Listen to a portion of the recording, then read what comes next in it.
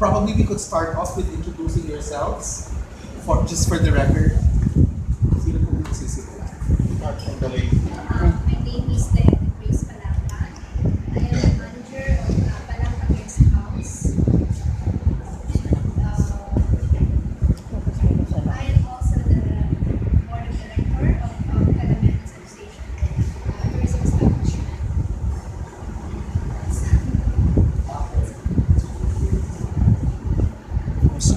HILBERT.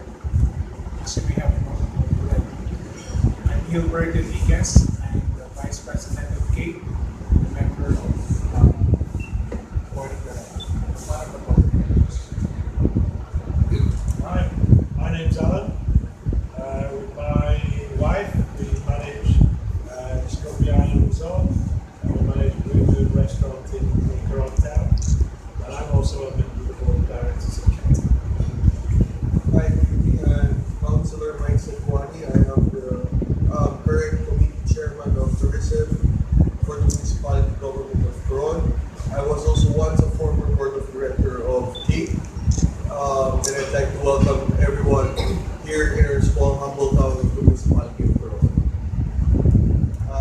FERNANDEZ, current president of CATE, and very once Coron, COO of DARAYONAN.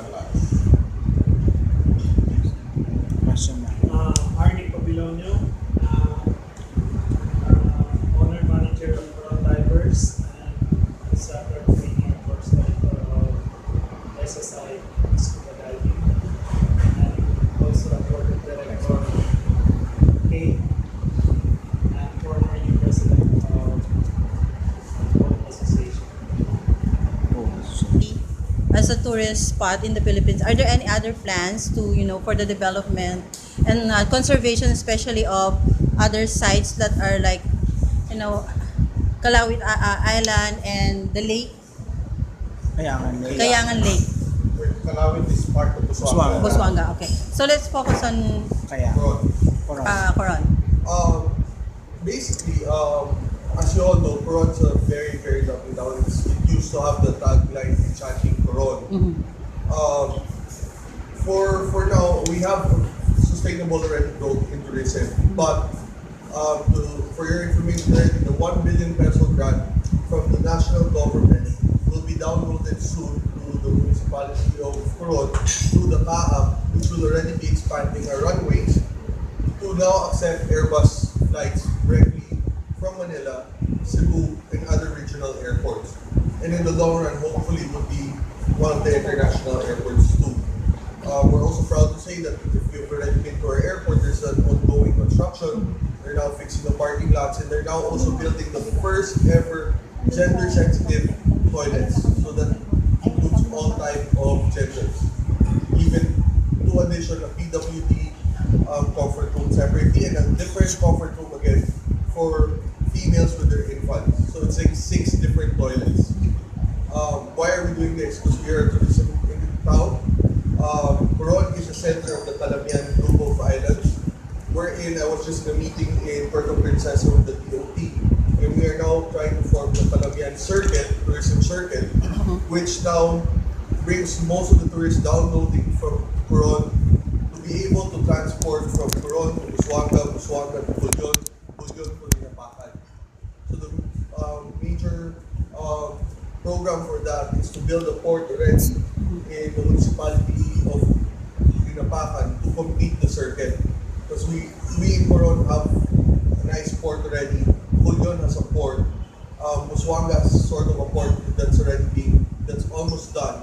And so Linapacan needs their port to complete the circuit, wherein the fast crafts of Montenegro will now be able to go and transport our tourists not only from Coron but also from Busuanga, taking them down the stretch to Bulyon, Linapacan, and crossing over to the mainland north of Palawan, which is Santino. So in terms of tourism, we have still a lot of places that we have to improve.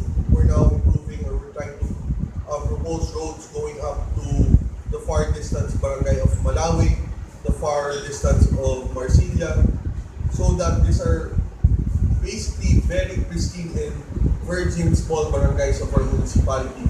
that have its own land-based tourism that we want to expand, so that if ever the weather doesn't permit us to go to Kayangan Lake or to the islands, you have now an alternative of going to the mainland tourism sites.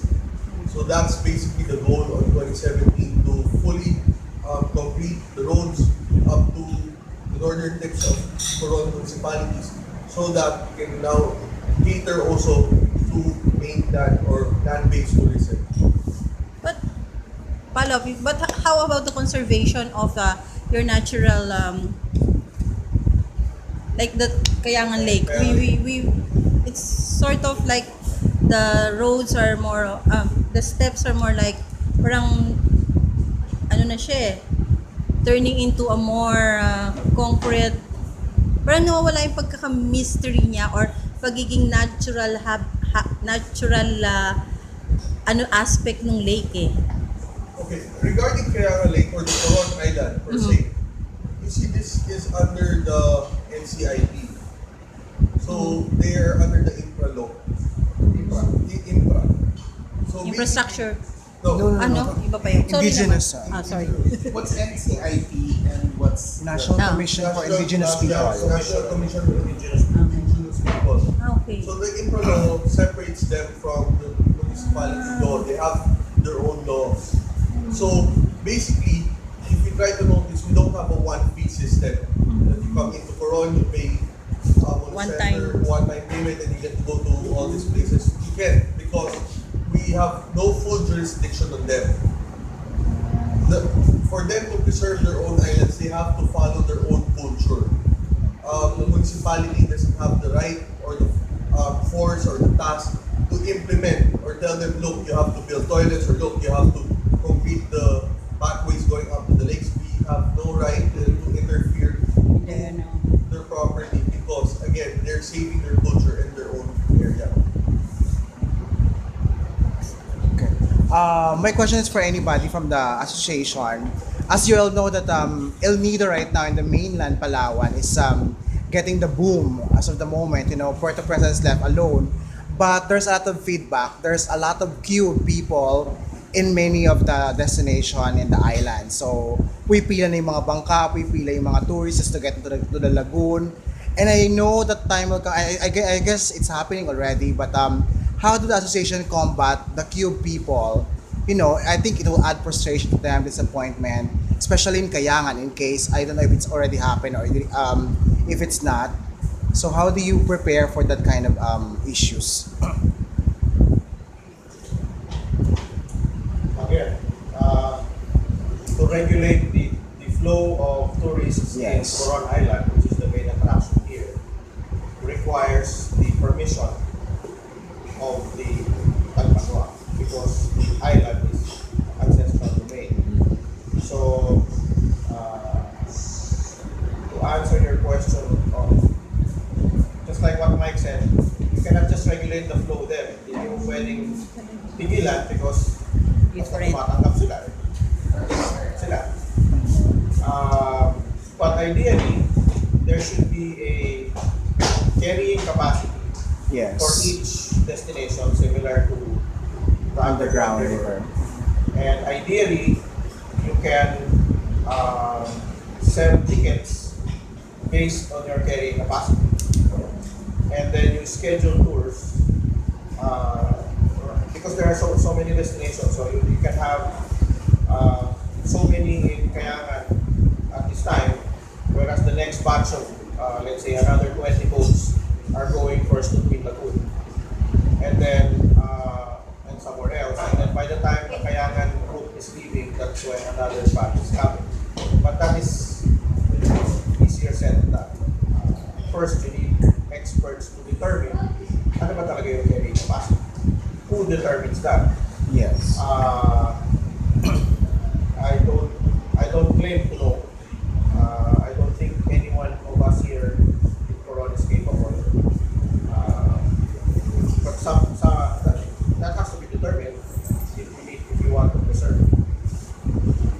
So you don't have you don't have a plan to request a study for that, probably, to to how to combat that in case as of now?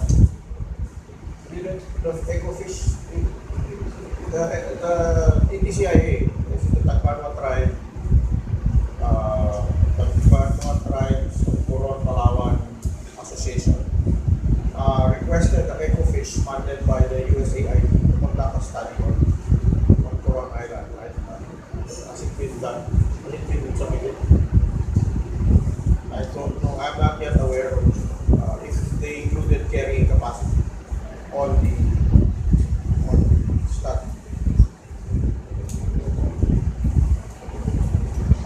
According to most of the study is focused on the environmental fee. So, and again, I wanted to add, it's even if the government was even willing to hire professionals, the local government will hire professionals to determine the carrying capacity, it's still no use if they're not going to follow it. See, again, we don't have the right to enforce those rules or those regulations to them. Because they have their own rules and regulations. The Tagbanwas people. And if I may add, we have to realize NCIP is directly under the office of the president. So they belong to a higher office. So whatever they do, they have the freedom to do that as long as they're not violating their own rules. So in our case, we belong to the local government unit. I mean, we are under local government unit, and we can only do so much. But at the end of the day, it's a decision of NCIP if they're going to allow this intervention.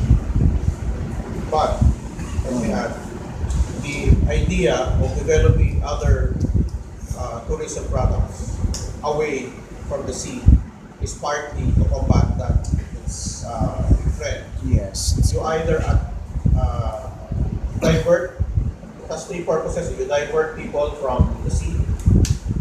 You attract a different market, those who would like to go trekking, hiking, bird watching. And third, you may extend the average stay of the tourist because you're adding more activities to do. That's the idea behind the land-based tourism service that Mike mentioned earlier. Focuses on ano. So right now you're more focused on the land development than the say mga water natin. On the product development side, on the side of the LGU and the association, that's where the development work is. Because you don't need to add the coastal side develops itself. I mean, you have individual companies coming in, building a resort, building attractions on the. So hindi mo na kailangan tulungan sila. Nandun na yun. And in fact, siguro nga dapat mabawasan. Saka isa pa, it's not just Coron. We would like to spread the tourists to the whole of Calamianes. So in fact, we already have a brand, the Calamianes brand. I can email you the logo. Okay. Wherein we promote the diversity of the Calamianes. We will have a tagline. Adventure, nature, adventure, and all the rest. So that hindi lang concentrated sa Coron or sa Coron Island yung tourism revenue. So much spread out na. Spread out to the other towns as well. Yeah. It's nice to hear. So, you said nga gano'n, can you like ma-mention, meron na ba tayong inumpisahan? Or ano yung mga ito na projects you're supposed to do? The Busuanga LGU has been looking into a river cruise. I don't know if you are awake on the way to Palawan this morning, but before you reach, after Salvacion, in between Old Busuanga and New Busuanga, there is a long steel bridge. Yeah, we saw them. The detour. On the way back, yes. nadaanan din yun. Yes. There is a plan to do a river cruise there. It can be part, at the start, it can be part of the existing Calawit tour, which you experience na after, by 10 o'clock, tapos ka na. Calawit, diba? So wala ka nang gagawin for the rest of the day unless you go back to the sea, which you did today. But if you had something else to do inland, I think that's a perfect spot kasi malapit ka sa Calawit. On the way back, You stop by the river, you board maybe a baka or a raft, you go upriver, and you have lunch. But yun, development stage pa yun kasi aside from lunch, what else do you do? And I think some of the properties are also private, so they also have to be that. But that's something that Busuanga is doing. Kung yun, a few years back, they had a very nice, some students from Loyola College of Coron had a very nice historical walk where you start from the point where the lepers were brought down from the ship, and then you go up several stations, each station may kwento until you reach the hospital. Pero mukhang thesis kasi yun eh. So nung graduate yung mga estudyante, nawala. You're trying and you'd like to bring it back. Well, that's something different, right? Exactly. It has its own, hindi yung, it's another island with a white sand in the beach. Diba? Parang ibang ibang attraction. Questions? Sir, I'd like to go back to the Kalawit that you mentioned because we just been to Kalawit and I've been there also. This is my second time, but we still hear the same stories from the administrator of the park that their lack of funds. They don't even have veterinarians there. Yes. Is there a chance, or the council or the association maybe take over or request from the government that you manage this place since it's near from you? Government has been managing the place since it was constructed in 1976. But after 1986, the Balik Kalawit movement Settlers. started, who wanted to get back the island because they were forcibly removed. And 2 years ago, or was it last year, they have won. Balik ka The na. island is not now is now owned by the Settlers and they did it through NCIP. They used the ancestral domain. claim. The province is running the park, but the island is owned by the well, they're not technically the Vanuatu, but the original settlers of Calamianes. How they will resolve it in the future remains to be seen because you have a situation where the government owns the park, earns income actually, but yung owner. So I don't know how they will resolve that. On the part of the government now, hindi ka pwedeng basta-basta think of developing because you don't own the island. Okay. So that question is on hold until they settle what will The happen issues. to the park itself. Would you support, because we heard that one company is interested to privatize the park? I think the Zumanity or the Yupanco group of companies is, I think, doing some proposal to take over the park. Would you think it will be an advantage, to get to this destination to attract more tourists? What is your opinion for that? As far as development is concerned and taking good care of the animals, kung yung aspeto lang yun ang pag-uusapan ngayon, ang concern lang talaga dito is the economic side. Magkano naman ang magiging entrance fee, magiging accessible pa ba ito sa mga parang nangyari po dito, like for example sa City, pinag-usapan kanina for it's the free. only remaining island here in Coron that they can get inside for free na makapa-enjoy yung beach. The rest of the islands have to pay 100 or 150 or even 200 pesos para sa entrance fee. Yung concern naman doon, kung mapa-privatize siya, definitely it will do good, right? Especially with the welfare of the animals. And even improving the facility of the island. It will be more tourist-friendly, and I believe it will be more animal-friendly as well. I believe it's an interplay between counting the cost of the cost and deciding the pros and cons of the decision. The issue of developing or making Calawit a priority has always been there. is no definitive action that happened yet. So I believe it's, in my own opinion, I think privatizing the management of Calamianes would be a great development in that. On the commercial side, yes, if you have a company like Humanity. Subic will come in. But personally, in my opinion, it depends on how they want to develop it. If they will develop it as like a zoo, Yes. then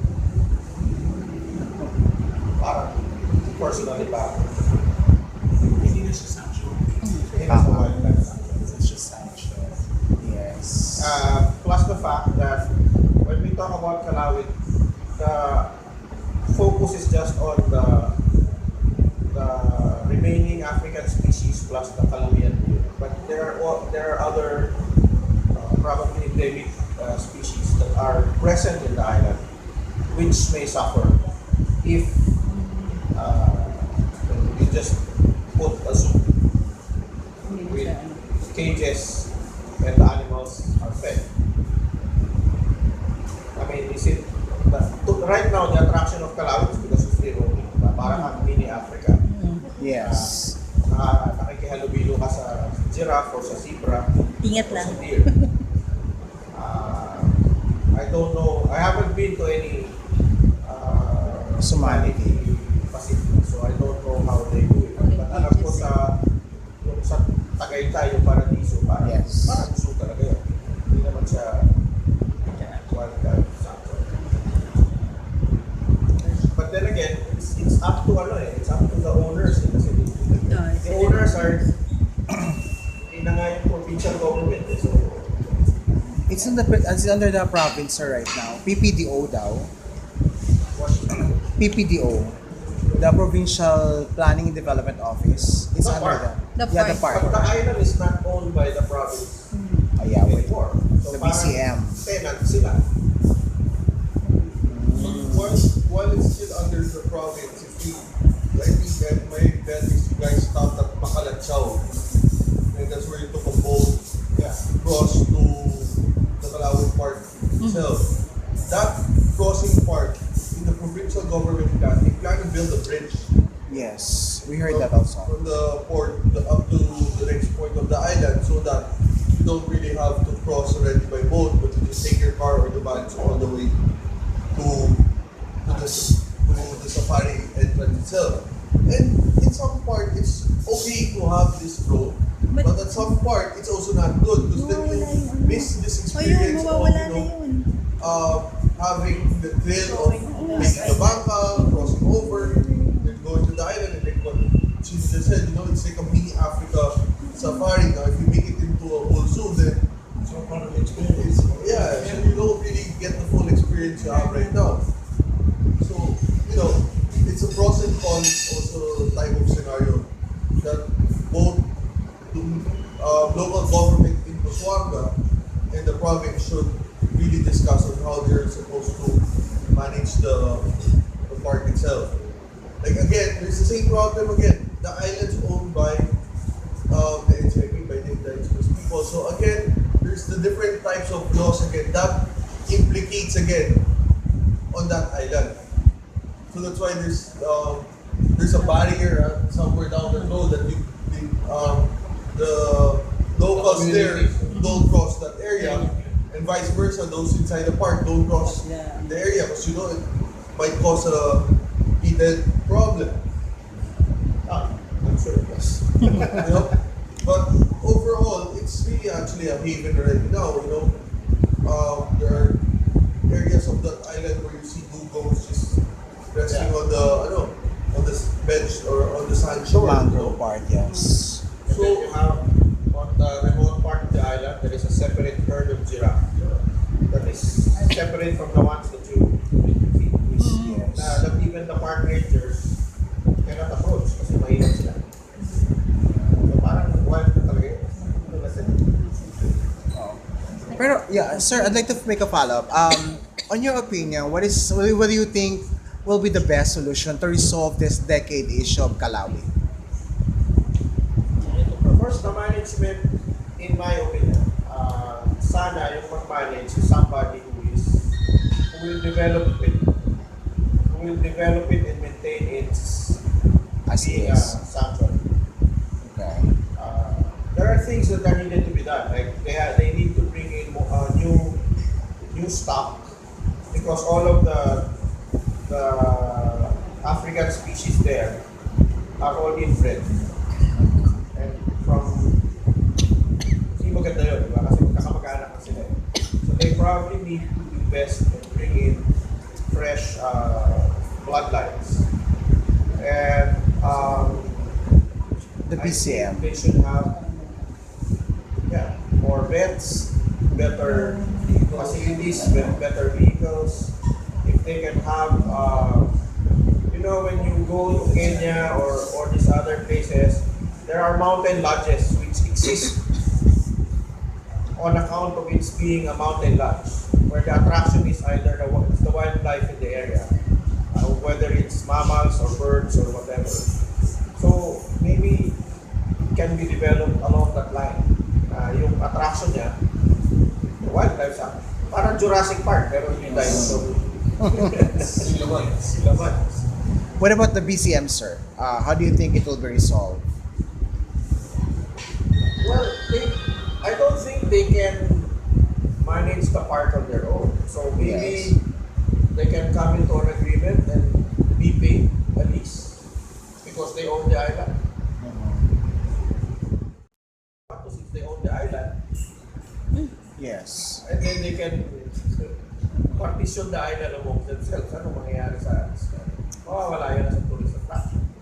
But if they want to capitalize on it being a tourist attraction, the smart play, in my opinion, is they profit from it because it's already there. So, ayusin na lang. Question. 6 years ago, I first studied in Coron, and immediately I fell in love with the place. For frequent travelers, I guess most of them would agree with me that if you have been to Boracay and been living in the city, Coron, 6 years ago, was a perfect getaway. It was rusted and charming and eclectic. 6 years ago, I remember wala pa tong ATM machines. You really have to bring cash with you because if you don't have enough money, diba, wala kang place where you can withdraw money. Earlier this year, all the way, I was back in Coron, but most of my itinerary was spent in Palawan because of having been there na for the first time. Parang I wanted to experience another area. But I spent the last 2 days of my stay on my 4th and 5th day dito po rin sa Coron. And I was so surprised dito sa town na so much has changed in 6 years. I've seen a lot of establishments, all these hotel accommodations being built and more infrastructures coming in. And I just felt that the old rustic charm that this town offered has been lost. This is slowly becoming the next Boracay. I always tell my friends, sabi ko, Coron is my happy place. Why? Sobrang ganda, you have to be there. Sabi ko, I don't even don El Nidos that, not naman to, but sabi ko, sobrang ganda ng Coron. And kasama yung town kasi dun sa concept ko nung yung buo, not only the island hopping. Yeah, I know there are influx of visitors that you need to cater to, hence all these infrastructures. But I'd like to ask anybody from the group, how do you plan to keep the old, maintain the province feel? Yeah, city planning, I guess. Town planning. I came into the town 6.5, 7 years ago. I think the first ATMs were just around. It is still very much still a cash town. There are very, very few places. One thing that I think is still fairly unique about Coron is that there is still not a single major chain restaurant in Coron. So although it has increased in size, it still has that little homely feel because there's no Jollibee, there's no McDonald's. Unfortunately, yes. I am really glad it keeps a Coron charm that isn't replicated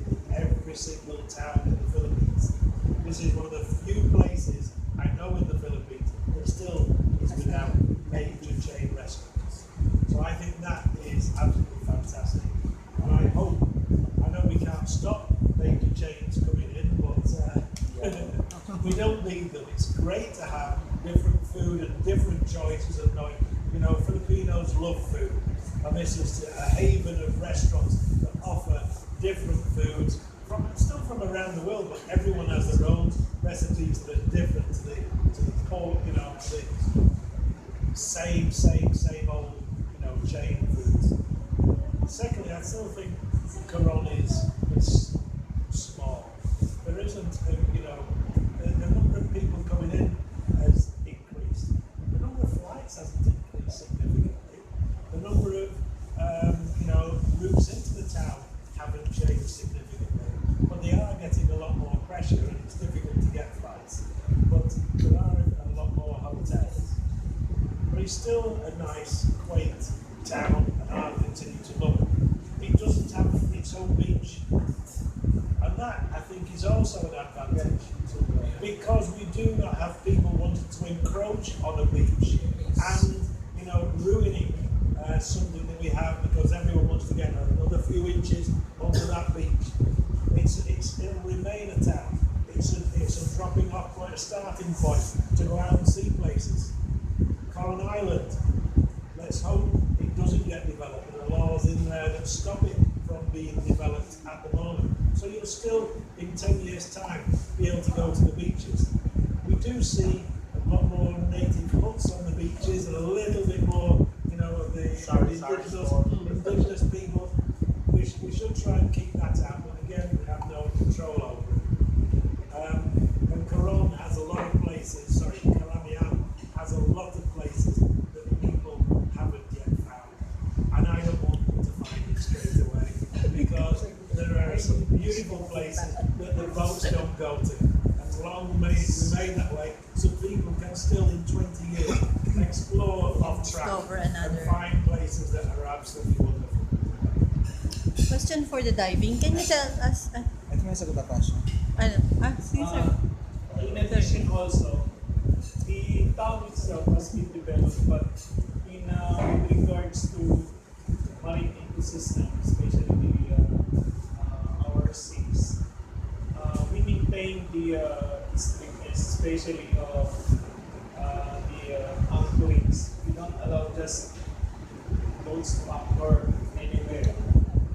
What we did is to maintain the anchoring, so that they will have to just like the anchoring, not destroy. And then we have a rule here also that all the sites must be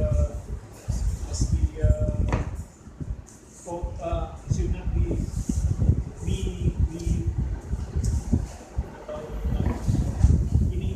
discourage namin to take any form of souvenirs, even yung sand lang or any dead marine life o confiscate sa airport. Talagang pinapano namin, don't take anything or else kayo rin ang mapapaya pagdating sa airport or dito sa pier. And also we discourage any taking forms of even flora and fauna. Hindi namin pinapagalaw yan. Then every time we dive also we take all things which is not marine life, like plastics, bottles, etc. Even in the shipwrecks naman, we don't allow anybody to use gloves to avoid breaking. So no gloves. People coming to Coron should remember that if they do try and take shells or any corals out of the Calamianes, they will be embarrassed at the airport. They are confiscated. So come and enjoy and see the area, but please don't leave bring everything where it is. Don't bring anything. I'll react to what you said, sir. You were here 6 years ago, You were here 6 years ago, and your heart's already bleeding for the rustic charm that was lost. Can you imagine Gilbert and me and Twinkle was been here all our lives? And we see that Coron that we grew up in is no longer the same. But that's the reality of, you cannot stop. The only way you can limit probably is if there is a policy to make everything expensive. so that you only have a small number of tourists, you have the same income. But then that's a political question, diba? I mean, if you look at the country of Bhutan, I think it's a national policy that everybody has to go through a Bhutanese travel agency, and then the rates are purposely kept high so that only a limited number of tourists can come in, so that the impact on the whole country is low. And that's the only democratic way you can stop it, because otherwise anybody who can afford your rates at nagpapababaan ng rates. We even asked before the last election, our group organized an election forum for the mayoral candidates and the vice mayoral candidates. And one of our points that we raised was the number of rooms, hotel rooms in Coron has more than doubled in the past 5 years. Yet the number of flights have not really doubled. So you have a lot of people more cutting up on the pie. We asked, could you have a moratorium on development, at least until the proper infrastructure, airport, seaport, or whatever is developed? And the answer to us, of all parties, is that's unconstitutional. So walang, sama ka na ngayon, gobyerno ka na. So walang plano yung gobyerno na tigilan ang pagpasok ng, for as long as there are investors who are willing to invest and they don't violate any existing laws, they will be welcome. And I think that's even Linapakan and Busuanga and Coron will follow that same. So even I was reading on Facebook kanina the Eastern Seaboard, Bora. Somebody posted a photo of the rice fields. Mahirap puntahan yung lugar na yun. And said, I hope it stays this way, etc., etc. And then somebody commented, but they're building a new port there. So, in a matter of a few years, pagdating ng port, kasunod yung development, yung rustic charm ng farming community there, makabago because real estate prices are going to go up, hotels and resorts and other all sorts of businesses will be going to develop, unless government Do something about it. stops it.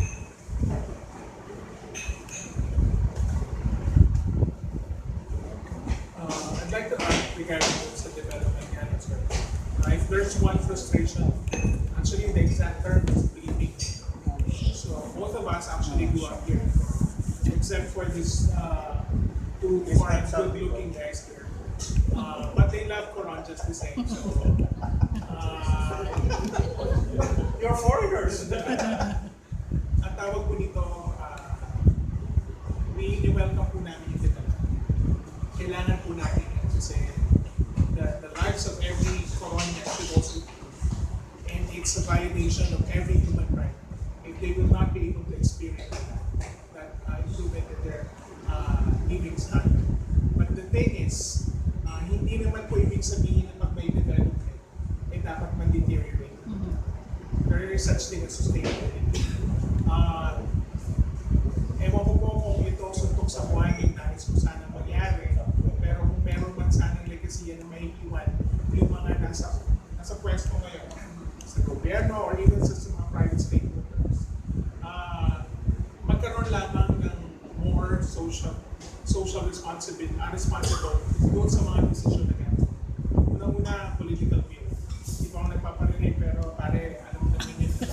So, ang tawag ko nito, on the part of the private sector, nandun din mo naman po yung magiging responsable sa mga desisyon na gagawin mo para sa mga establishment. So, sa totoo lang po, napakahirap mag-comply. If you are a law-abiding businessman sa Coron, napakahirap po i-comply lahat ng requirement. We're talking about PNR, PCSD, ang dami pong kailangan require. But being a responsible businessman in this town, kailangan namin mag-comply doon kasi we have to invest on something that is good so that it will be sustained for a longer time. I have a 7-year-old son. Gusto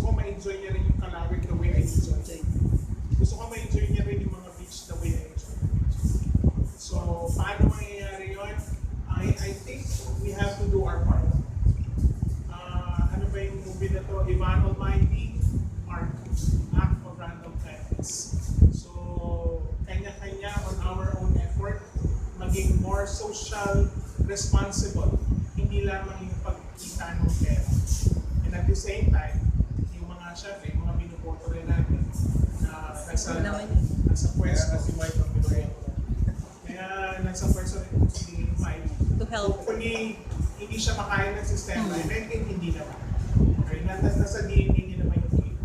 So, on a more positive note, the government, both the provincial and the local, are also aware of the problem. Ang storya kasi ng Coron talaga, it's a victim of growth. Sudden growth that both the LGU and the private sector was not prepared for.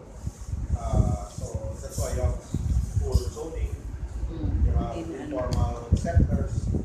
But like we had a recent fire, and from what I have been hearing, the fire was consumed the coastal area, well, informal sectors. But from what I've been seeing posted on social media, it seems that they will not allow to build back. Please correct me if I'm wrong. To build back there, in fact, there is already a grant from the National Housing Authority for funds to relocate them somewhere else. So it's a very welcome development. And if you start with that area, and if it works, then it's easier to bid or to move the others, to relocate the others. Kasi syempre yun ang palaging problema, di ba? Ayaw umalis kasi iwan ko yung even in Metro Manila, ganun ang problema pala. So on this one, both government, local and provincial are aware naman. So I just wanted to add on the government side, you can see that, like you said, 6 years ago, it's a smaller town. But just recently after the fire incident, you will still see that the people in Coron, kung tawagin niyo yung mga Coronians, tulong-tulungan rin po. Right away when the fire struck, everyone that was in the road were all helping kill off the fires. All the restaurants were already preparing food so that all the evacuees, when they would reach the Coliseum, would have something to eat. And believe me or not, it was like a buffet for them. With all the hotels and restaurants sending food the whole night, it was a buffet. It's nice to hear. That's nice. And then the next day, everyone were giving clothes. The government was already selling out initial materials. Yeah, I for heard them, they're giving like 10,000 per family. Yeah, but the 10,000 was not given necessarily in cash. They were given like Okay. goods, big goods, not only goods but the kitchen utensils and materials. But what I'm trying to say here is, look, yes, our town's growing. We need the town to grow. We have kids graduating. We need them to have jobs. We're lucky enough that we have a lot of hotels, a lot of establishments going on in our town that are able to cope to the demands of our kids graduating. And they, in this case, don't have to leave Coron to go to Manila to fight for a And job. the congestion of Manila traffic. Or go abroad. They don't necessarily have to go abroad because here in their own town, we're lucky enough that we're able to generate jobs for these students, for these kids who graduate from college, and right away they find a job. Yeah. So, there's a plus and minus out of it. Now, the town, yes, it's getting a bit tight, but I think this is the maximum of it already. This is the max. I don't think it's going to get any much tighter. In terms of, like I said, the hospitality of Coron is still here. The hospitality of Coron is still here since the time I stepped to Coron till now. Yes, there are new faces in town, but when we see new faces, we know they are tourists because the regular faces here, still, at the end of the day, everyone knows each other. So that's what I'm trying to say. We still are able to maintain a bit of the Coronian culture in our town. And when tragedies strike us, whether if it was Typhoon Yolanda or a fire, you can see that Coron would always rise up and would always stay chanting and still ready to accommodate tourists to come back to our town and see the beauty of Coron. But as you will notice with the board of directors that are here with me, we're not only necessarily promoting Coron. If you realize, all of us use the Calamian region. When you fill up the Calamian tourism circuit, it will generate 10 times or 20 times the jobs. Imagine 4 municipalities, 4 different ports. That means our tourists will be able to stay longer in the Calamian region, which will generate bigger income for the business sector, more jobs for our locals, and at the same time, more adventures and more destinations will be coming up for our tourists. So that's why if you see, we're not only focusing on Coron, and if you notice, all of us are giving answers of even municipality of Busuanga, we're giving an inputs on Palawan, we're giving inputs on Colyon, and Linapacan. It's because we consider ourselves as one community, as one family. We are part of the Calamian circuit. We are the center of the Calamian circuit. That's why Coron still has to also maintain a high infrastructure because we are the only town that has this seaport access and the airport access. So we have also no choice, but our town has to grow to accommodate the tourism, to be able to accommodate each and everyone that comes in, to be able to get to the resorts, their islands, and wherever their end destinations will be. That's why if you take a flight, when you land, they always say, I hope you enjoyed your flight and enjoy your next destination. So Coron's the same thing. When you land Coron, the next thing you'll hear maybe is, ma'am sir, we hope you enjoy your next destination because you might be bound from Busuanga, Colyon, or Linapacan. That's the target of the Calamian circuit. There are even talks of like going to a travel mart, but it's already Calamian, not just Coron. Okay. So all the 4 municipalities are promoted with each distinct attraction, things like that. Sir, I believe that the CATE is mostly composed of private sectors. All private sectors. There is a story in Puerto Princesa that Go to booking.com, Expedia, etc. If it's local tourists, then they usually use travel agents, in the big cities to book. Whichever way, you can do it however you want. To answer your question, it's really up to the establishment how they market. The town has no central marketing push. Kasi actually it's my first time to come to Coron. And meron kasi akong traveling tours. So ang Traveling tours. para kasi ang most of the people mas pumupunta ng Puerto kasi mas lower yung value. So ang Coron para sa iba is mas mahal talaga. Ang nagpapamahal po dito yung aeroplano. If you buy a tour package that includes the airfare from the point of view of a travel agent in Luzon, if you're selling, which should, I would imagine, include the airfare, yung mas malaki pong cost nun yung ticket. Kasi I know of pension houses in Puerto Princesa that are the same price level as the town-based Coron lodges here. Most of us here in town, Palaka Guest House, Darayonan, our range is between, our range for a twin sharing is between 1,500 to probably 2,000. That is very reasonable already. Now, if you want, like what Alan said, merong mga backpackers na 500 pesos per pax per night. So hindi po mahal yun. May accommodation po dito mura kung gusto mo ng mura. But if you compare it to Puerto Princesa, yung airfare po ng Coron is really high. Our airfare ranges, as of now, between 3,000 to 5,000 one way. That's the normal rate. If you get it below 3, you're lucky. yes, we are. You're lucky. Okay, naghanap ka na nun, di ba? Naghanap ka na nun promo. Guys, it's 10 minutes to 10 p.m. Okay. Before we end, Hotel and hotel yung diba, medyo high-end siya. And paano yung marketing strategy na, diba, from a high-end hotel to parang simple? First of all, Discovery is a tile.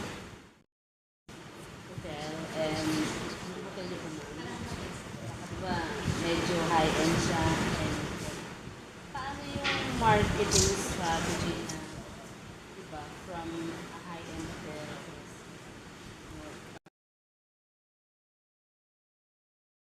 Well, ladies and gentlemen, we'd like to welcome each and one of you to our municipality of Coron. I am Councilor Michael SADHWANI, the committee chairman of tourism, as well as health and special concerns, and I'm inviting everyone to come visit our humble town of Coron and the rest of the Calamianes circuit.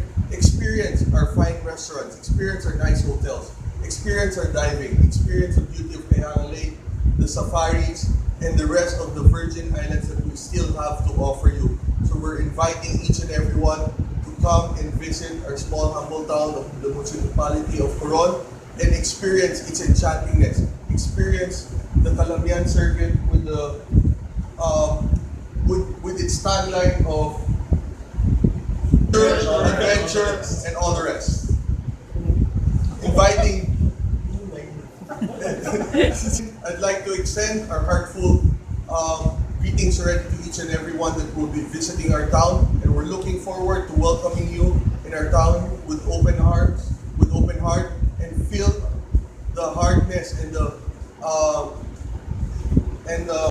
adventure. No. Hospitality that Coron has to offer.